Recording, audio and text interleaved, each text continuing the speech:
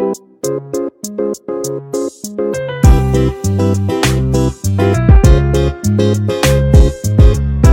Kitchen मध्ये नमस्ते। आज मी बनवते कैरीची चटणी। आई किचन मध्ये नमस्ते। आजची रेसिपी आहे कैरीची चटणी। तर इथे मी आहे ना हिरव्या मिरच्या घेतलेल्या आहेत। ह्या तिखट नाही आहे, तुम्हाला तिखट पाहिजे तर तिखट घ्या। इथे भरपूर अशी लसूण घ्यायची। इथे लसूण घेतलेली आहे। आता काय करायचं, हे वाटण आहे ना मिक्सरला वाटून घ्यायचं। इथे पहा छान असं आहे ना वाटण वाटून घेतलेलं आहे। मिरची आणि लसूण मिक्सरला छान अशी दरदरी पिसायची। गॅसवर पॅन ठेवलेला आहे। पॅन मध्ये 1 चमचा तेल गरम केलेलं आहे। तेल छान असं गरम झालं पाहिजे। फ्रेश इथे कढीपत्ता टाकायचा। कढीपत्ता पण छान असा तडतड झाला पाहिजे।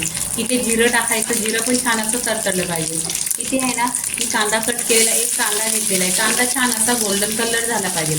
छान असा तेलावर परतून घ्यायचं।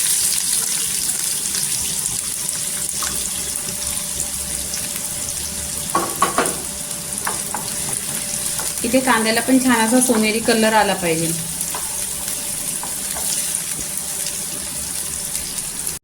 इथे कांदा आहे ना छान असा गोल्डन कलर झालेला आहे। तर इथे काय करायचं, जो आपण मिरची वगैरे आणि लसूण पिसून घेतलेला आहे तो याच्यामध्ये टाकायचं।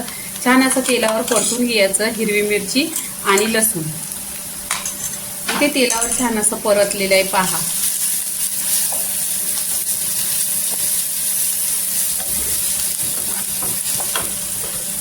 इथे शेंगदाण्याचा कूट टाकायचा 1 चमचा।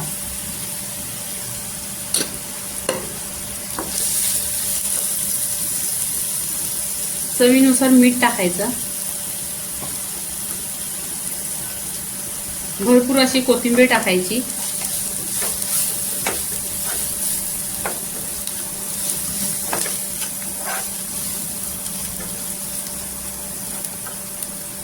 इथे पहा कच्ची कैरी घेतलेली आहे। पूर्णपणे एक छोटी कैरी घेतलेली आहे आणि छान अशी सिललेली आहे आणि किसलेली आहे, ती इथे टाकायची।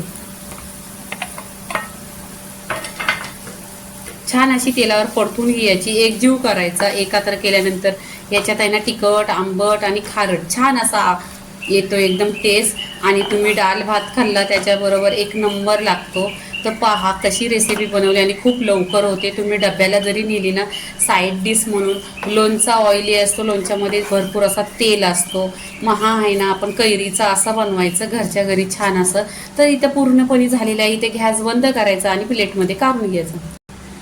इथे कैरीची चटणी झालेली आहे पूर्णपणे। तुम्ही साईड डिश म्हणून डब्याला घेऊन जा किंवा आपण डाळ भात बनवले त्याच्याबरोबर खाल्लं तरी छान असा टेस्टी जेवण लागतो आणि गरमीच्या दिवसात जेवण जात नाही, म्हणून ही साईड डिश म्हणून कैरीची चटणी झालेली आहे। लाईक करा, शेअर करा, सबस्क्राईब करा आणि नेहमीच खात राहा। धन्यवाद।